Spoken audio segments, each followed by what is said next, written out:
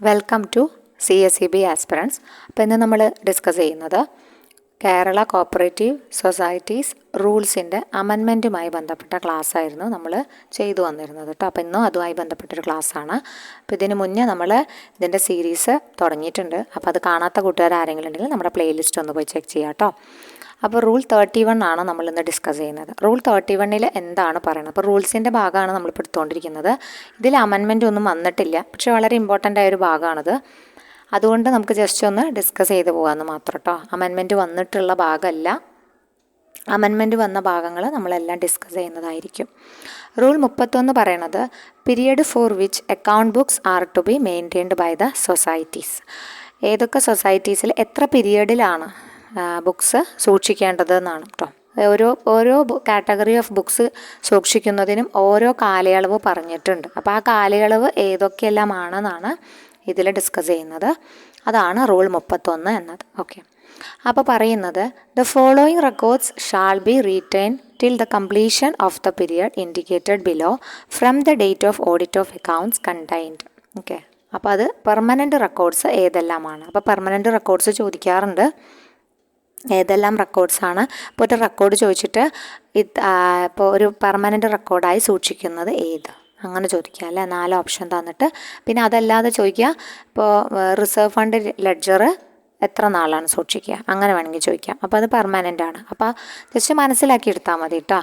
Full കാണാതെ പഠിക്കലൊന്നും എളുപ്പമല്ല. അപ്പോൾ നമുക്ക് ഏകദേശം വായിക്കുമ്പോൾ തന്നെ മനസ്സിലാവും. അപ്പോൾ ആ ഒരു രീതിക്ക് നിങ്ങളത് മനസ്സിലാക്കി വെച്ച് പോവുക. പെർമനൻറ്റ് റെക്കോർഡ്സ് എന്തെല്ലാമാണ് എന്ന് നോക്കാം. അപ്പോൾ നമ്മൾ ലോയുടെ കാര്യം പറയുകയാണെങ്കിൽ നമ്മൾ കോപ്പറേറ്റീവ് ലോയുടെ ക്ലാസ്സസ് സ്റ്റാർട്ട് ചെയ്തിട്ടുണ്ട് കേട്ടോ. കോപ്പറേറ്റീവ് ലോയുടെ ക്ലാസ്സസ് ഇപ്പോൾ 1-ാം തീയതി തൊട്ട് നമ്മൾ സ്റ്റാർട്ട് ചെയ്തു. ടെലഗ്രാമിലൂടെ വോയിസ് ഓറിയൻറ്റഡ് ആയിട്ടാണ് നമ്മൾ ക്ലാസ് കൊടുക്കുന്നത്. ആദ്യം PDF നോട്ട് ഇടും, പിന്നെ അത് കഴിഞ്ഞിട്ട് അതിൻ്റെ താഴെ നമ്മൾ അതിൻ്റെ തന്നെ അനുബന്ധമായ ഇതേപോലെ വോയിസാണ് കേട്ടോ. പക്ഷെ നമ്മൾ യൂട്യൂബിലെ വോയിസ് അല്ല, ആ കൊടുക്കുന്ന PDF നോട്ട് എന്താണോ അതുമായി ബന്ധപ്പെട്ട വോയിസാണ് കൊടുക്കുക. എങ്ങനെയാണ് ഷോർട്ട് നോട്ട് പ്രിപ്പയർ ചെയ്യുക, ക്വസ്റ്റ്യൻസ് നമുക്ക് എങ്ങനെയാണെന്ന് മനസ്സിലാക്കിയെടുക്കാം എന്നൊക്കെ നമ്മൾ പറഞ്ഞു തരും. അപ്പോൾ നമ്മൾ കുറച്ച് കുട്ടികളൊക്കെ ജോയിൻ ചെയ്തിട്ടുണ്ട്. അപ്പോൾ നമ്മളങ്ങനെ ലോഞ്ച് ചെയ്തിട്ടുണ്ട്. അപ്പോൾ ആർക്കെങ്കിലും ചേരാൻ താല്പര്യം ഉണ്ടെങ്കിൽ എന്ത് ചെയ്യാമെന്ന് വെച്ച് കഴിഞ്ഞാൽ നമ്മുടെ CSEB ആസ്പിറൻസിൻ്റെ ചാനൽ നമ്പറിലേക്ക് ഇൻട്രസ്റ്റഡ് ആണ്, ഫീ ഡീറ്റെയിൽസ് അറിയാൻ വേണ്ടിയിട്ട് ജസ്റ്റ് ഒന്ന് മെസ്സേജ് ചെയ്താൽ മതി കേട്ടോ. അപ്പോൾ നമ്മൾ പറഞ്ഞുതരാം, എന്നിട്ട് കോഴ്സിൽ ജോയിൻ ചെയ്യാവുന്നതാണ്. അപ്പോൾ നമ്മൾ 3 മാസമാണ് കാലാവധി പറഞ്ഞിട്ടുള്ളത്. നമ്മളിതിനു മുമ്പേ ഒരു വീഡിയോ അതുമായി ബന്ധപ്പെട്ട് ചെയ്തിരുന്നു. അപ്പോൾ എല്ലാവരും കണ്ടു എന്നറിയില്ല. അപ്പോൾ ഇൻട്രസ്റ്റഡ് ആയ കുട്ടികൾ ലോ മാത്രമല്ല, ഇപ്പോൾ തൽക്കാലം ലോ മാത്രമാണ് നമ്മൾ ഫുള്ള് തീർക്കുക എന്ന് പറഞ്ഞിട്ടുള്ളത്. കാരണം ജൂണിൽ എക്സാം വരുമല്ലോ. അപ്പോൾ ലോ എന്തായാലും നമ്മൾ ഫുള്ള് തീർക്കും കേട്ടോ. ബാക്കി സബ്ജക്ട്സ് നമ്മൾ യൂട്യൂബിലിടുന്ന എല്ലാ വീഡിയോസിൻ്റെയും PDF നോട്ട്സ് നമ്മൾ അതാത് സെക്ഷൻസ് ആയിട്ട്, അതായത് ഓരോന്നിനും ഓരോ ഫോൾഡർ, ബാങ്കിങ്ങിനൊരു ഫോൾഡർ, കോർപ്പറേഷനൊരു ഫോൾഡർ എന്ന് പറഞ്ഞ് ക്രിയേറ്റ് ചെയ്തിട്ടുണ്ട്, അതിലുണ്ടായിരിക്കും. അപ്പോൾ നിങ്ങൾക്ക് ഇതിലത്തെ നോട്ട്സ് അവിടെ കളക്ട് ചെയ്യാവുന്നതാണ്. ഇപ്പം നമ്മൾ വാങ്ങിക്കുന്നത്, ഇപ്പോഴത്തെ നമ്മൾ 3 മാസം കൂടിയുള്ള കോഴ്സിന് നമ്മൾ 500 രൂപയാണ് കേട്ടോ. ഇപ്പോൾ പിന്നെ ഫീസായിട്ടുള്ളത് 500 രൂപയാണ്. 3 മാസത്തിനും കൂടിയാണ്. പിന്നെ കൂടാതെ നമ്മൾ ആഴ്ചയിൽ 4 മോഡൽ എക്സാമും ഇതിൻ്റെ ഭാഗമായിട്ട് തന്നെ നടക്കുന്നുണ്ട്. മോഡൽ എക്സാം എന്ന് പറഞ്ഞിട്ടൊരു ഫോൾഡർ ഉണ്ട്. അപ്പോൾ അതിൻ്റെ ഉള്ളിൽ നിങ്ങൾക്ക് ലിങ്ക് തരും. നിങ്ങൾക്ക് കയറിയിട്ട് നിങ്ങളുടെ മാർക്കൊക്കെ അനലൈസ് ചെയ്യാം, കറക്റ്റായിട്ട് മാർക്കൊക്കെ അറിയാം. എപ്പോൾ വേണമെങ്കിൽ നിങ്ങൾക്ക് വീണ്ടും ഒന്നും കൂടി പ്രാക്ടീസ് ചെയ്യണമെങ്കിൽ ചെയ്യാവുന്നതാണ്. അപ്പം അങ്ങനെ ഒരാഴ്ചയിൽ 4 മോഡൽ എക്സാമും 100 മാർക്കിൻ്റെ മോഡൽ എക്സാമാണ്. അത് ലോ മാത്രമല്ല, നമ്മുടെ CSEB ചെയ്യുന്ന അതേ പാറ്റേണിലുള്ള മോഡൽ എക്സാംസാണ് നമ്മൾ കൊടുക്കുന്നത് കേട്ടോ. അപ്പോൾ ആർക്കെങ്കിലും ഇൻട്രസ്റ്റ് ഉണ്ടെങ്കിൽ നിങ്ങൾക്ക് മെസ്സേജ് അയച്ച് ചോദിക്കാവുന്നതാണ്, എന്നിട്ട് കോഴ്സിൽ ജോയിൻ ചെയ്യാവുന്നതാണ്. ഓക്കെ, അപ്പോൾ പെർമനൻറ്റ് റെക്കോർഡ്സ് നമ്മൾ കണ്ടിന്യൂ ചെയ്യുകയാണ്. പെർമനൻറ്റ് റെക്കോർഡ്സ് എന്തെല്ലാമാണ് ഇതിൽ ഉൾപ്പെട്ടിട്ടുള്ളതെന്ന് നോക്കാം. Original certificate of registration together with registered bylaws. എപ്പോഴും സർട്ടിഫിക്കറ്റ് ഓഫ് രജിസ്ട്രേഷൻ്റെ കൂടെ രജിസ്ട്രേഡ് ബൈലോസ് കൂടി ഉണ്ട് കേട്ടോ. കാരണം ബൈലോസ് രജിസ്റ്റർ ചെയ്താൽ മാത്രമേ അതിന് വാലിഡിറ്റി ഉള്ളൂ.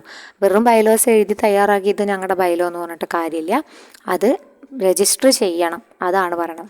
അപ്പോൾ ഒറിജിനൽ സർട്ടിഫിക്കറ്റ് ഓഫ് രജിസ്ട്രേഷൻ്റെ കൂടെ രജിസ്ട്രേഡ് ബൈലോസും ഉണ്ടായിരിക്കണം. അത് പെർമനൻ്റ് ആയിട്ട് സൊസൈറ്റി സംഘം സൂക്ഷിക്കേണ്ടതാണ്. അമെൻമെൻറ്റ്സ് ടു ബൈലോസ്, ഇനി ബൈലോസിൽ എന്തെങ്കിലും അമെൻമെൻറ്റ്സ് വരുത്തിയിട്ടുണ്ടെങ്കിൽ അവ. അഡ്മിഷൻ രജിസ്റ്റർ, എത്ര ഷെയർ ഹോൾഡേഴ്സ് ഉണ്ട് അവരുടെ ലിസ്റ്റ് അടക്കമുള്ള അഡ്മിഷൻ രജിസ്റ്റർ സൂക്ഷിക്കണം. 3A പറഞ്ഞിട്ടുള്ളത് register of members eligible to vote കേട്ടോ. വോട്ട് എലിജിബിൾ ആയ ആൾക്കാർ, register of members eligible to വോട്ടാണ് 3A എന്ന് പറഞ്ഞിട്ട് കൊടുത്തിട്ടുള്ളത്. 4 പറയുന്നത് ഡേ ബുക്കാണ് കേട്ടോ. ഡേ ബുക്കാണ് 4 പറയുന്നത്. 5 പറയുന്നത് ledgers of deposits and other borrowings ആണ്. ലെഡ്ജേഴ്സും ഡെപ്പോസിറ്റ്സുമായി ബന്ധപ്പെട്ട ലെഡ്ജേഴ്സും മറ്റ് ബോറോയിങ്സിൻ്റെ ഡീറ്റെയിൽസും ഒക്കെ പെർമനൻ്റായി സംഘം സൂക്ഷിക്കേണ്ടതാണ്. Reserve fund ledger, audit certificate ഒക്കെ പ്രധാനമാണല്ലോ.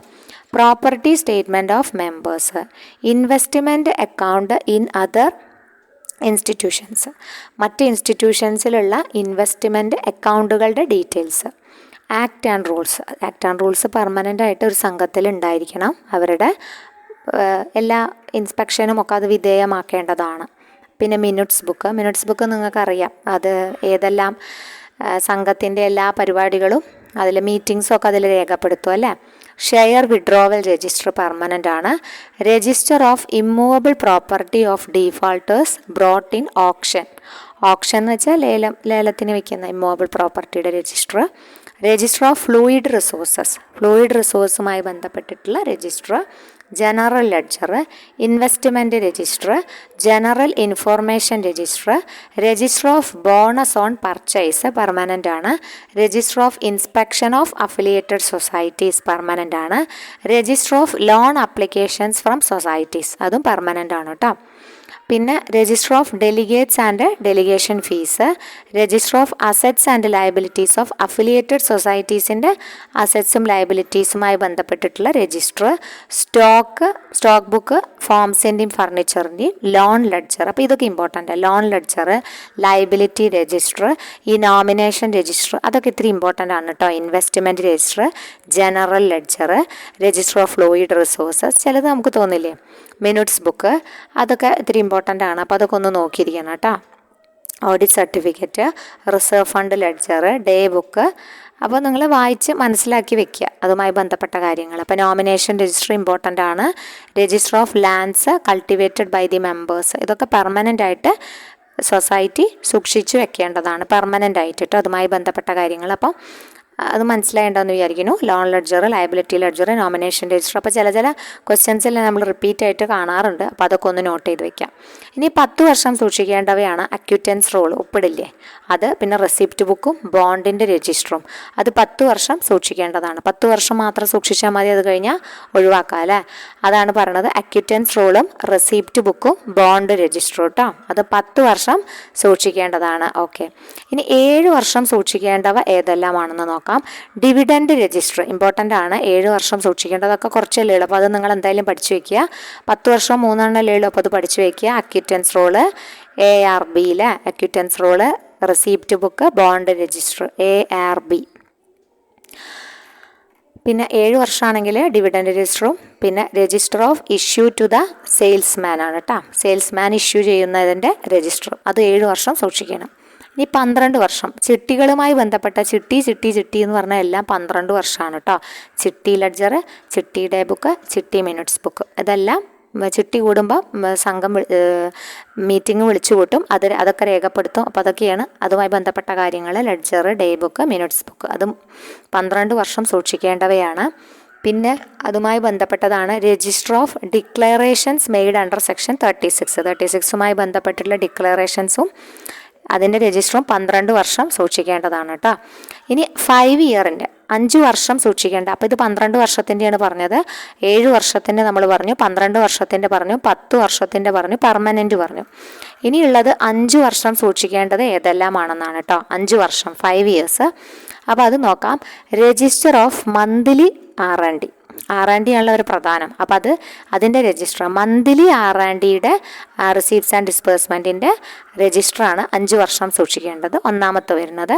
പിന്നെ സ്റ്റോർ കീപ്പേഴ്സ് ഡേ ബുക്ക് ഉണ്ട്, letter file, voucher file, price fixation register, register of closed loans അതും സൂക്ഷിക്കേണ്ടവ തന്നെയാണ് കേട്ടോ. Purchase book, goods ledger, suspense account ledger, rectification ledger. അപ്പോൾ അതൊക്കെ ഇമ്പോർട്ടൻ്റ് ആണ് കേട്ടോ. സസ്പെൻസ് അക്കൗണ്ട് രജിസ്റ്റർ, പിന്നെ അതുപോലെ തന്നെ റെക്ടിഫിക്കേഷൻ രജിസ്റ്റർ അത് ഇമ്പോർട്ടൻ്റ് ആണ്. വൗച്ചർ ഫയല്, പ്രൈസ് ഫിക്സേഷൻ അതൊക്കെ ഒന്ന് ഓർത്തിരിക്കുക. Register of monthly receipts and disbursement, store കീപ്പേഴ്സിൻ്റെ day book, letter file, voucher file, price fixation register, register of closed loans, purchase book, goods ledger, suspense account register, rectification register, ഇതെല്ലാം 5 വർഷം സൂക്ഷിക്കേണ്ടവയാണ്. Okay, ഇനി അടുത്ത ഒരു ഭാഗത്തേക്ക് പോവുകയാണ്. നമ്മൾ 3 വർഷം സൂക്ഷിക്കേണ്ടത് ഏതൊക്കെയാണെന്ന് നോക്കാം. 3 വർഷം സൂക്ഷിക്കേണ്ടത് ഷെയർ ആപ്ലിക്കേഷൻ രജിസ്റ്ററാണ് കേട്ടോ. ഒന്ന് പറയണത് ഷെയർ ആപ്ലിക്കേഷൻ രജിസ്റ്ററാണ്, പിന്നെ ലോൺ ആപ്ലിക്കേഷൻ്റെ രജിസ്റ്ററാണ്. ഷെയർ ആപ്ലിക്കേഷന്, ലോൺ ആപ്ലിക്കേഷന്, letter book register, register of joint purchase വല്ലതും നടത്തിയിട്ടുണ്ടെങ്കിൽ അതിൻ്റെ രജിസ്റ്റർ ഉണ്ടായിരിക്കും, രജിസ്റ്റർ ഓഫ് ജോയിൻറ്റ് സെയിൽസ് ഉണ്ട്, register of application for arbitration and execution, ആർബിട്രേഷനും എക്സിക്യൂഷനുമായി ബന്ധപ്പെട്ട ആപ്ലിക്കേഷൻ്റെ രജിസ്റ്റർ 3 വർഷം സൂക്ഷിക്കണം.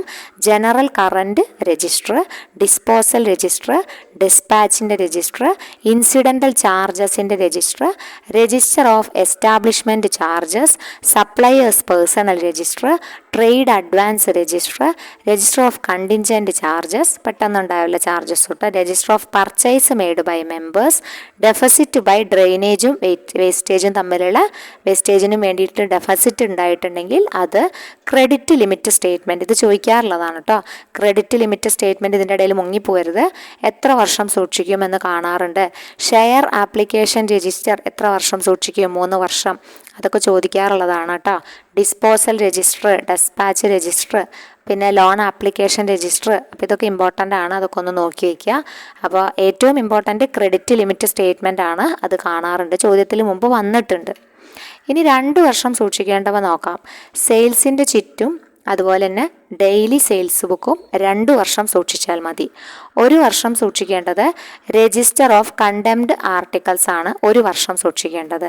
പിന്നെ അതുപോലെ തന്നെ any other records for such periods, ഏതെങ്കിലും റെക്കോർഡ് രജിസ്ട്രാർ ഡയറക്റ്റ് ചെയ്യുന്നതിൻ്റെ രജിസ്ട്രാർ പറയുമല്ലോ, അതിനനുസരിച്ചിട്ട് പറയും. അപ്പോൾ അത് as directed by the registrar, മറ്റേത് റെക്കോർഡുകളും രജിസ്ട്രാർ ഡയറക്റ്റ് ചെയ്യുന്ന മുറയ്ക്ക് എന്ത് ചെയ്യണം? സൂക്ഷിക്കണം എന്നാണ് ഈ ഒരു സെക്ഷനിൽ പറഞ്ഞിട്ടുള്ളത് കേട്ടോ. അപ്പോൾ അത് ഇമ്പോർട്ടൻ്റ് ആയൊരു ഭാഗമാണ്. ഒരുപാട് രജിസ്റ്ററുകൾ നമ്മുടെ കോപ്പറേറ്റീവ് സൊസൈറ്റി ഉണ്ട്. അപ്പോൾ എല്ലാ കോപ്പറേറ്റീവ് സൊസൈറ്റീസിലും എല്ലാ ടൈപ്പ് ഓഫ് രജിസ്റ്റർ ഉണ്ടാവില്ല. അവരുടെ ക്രെഡിറ്റ് ആണോ നോൺ ക്രെഡിറ്റ് ആണോ, ലോൺ കൊടുക്കുന്നുണ്ടോ ലോൺ കൊടുക്കുന്നില്ലേ, അതിനൊക്കെ അനുസരിച്ചിട്ടാണ് അവർ ഓരോ ടൈപ്പ് ബുക്സ് ഉണ്ടാക്കുക അല്ലേ. അപ്പോൾ അതിനൊക്കെ ആനുപാതികമായിട്ടാണ് അവർ റെക്കോർഡുകളും സൂക്ഷിച്ചു വെക്കേണ്ടത്. അപ്പോൾ അതിൻ്റെ കാര്യങ്ങൾ മനസ്സിലായിട്ടുണ്ടാവുമെന്ന് വിചാരിക്കുന്നു. ഇതാണ് റൂൾ 31 പറയണത്. അപ്പോൾ റൂൾ 31 അത്യാവശ്യം ഇമ്പോർട്ടൻ്റ് ആണ്, ചിലപ്പോൾ ചോദ്യങ്ങളൊക്കെ കാണാറുള്ള മേഖല തന്നെയാണ്. അപ്പോൾ റൂൾ 31 മനസ്സിലാക്കി വെക്കുക. Period for which account books are to be maintained by the societies എന്നതാണ് ഈ ഒരു സംഭവം കേട്ടോ, ഈ ഒരു റൂൾ 31 പ്രതിപാദിച്ചിട്ടുള്ളത്. അപ്പോൾ നമുക്ക് അടുത്ത അമെൻമെൻറ്റിൻ്റെ റൂളുമായിട്ട് അടുത്ത ക്ലാസ്സിൽ കാണാം കേട്ടോ. Thank you.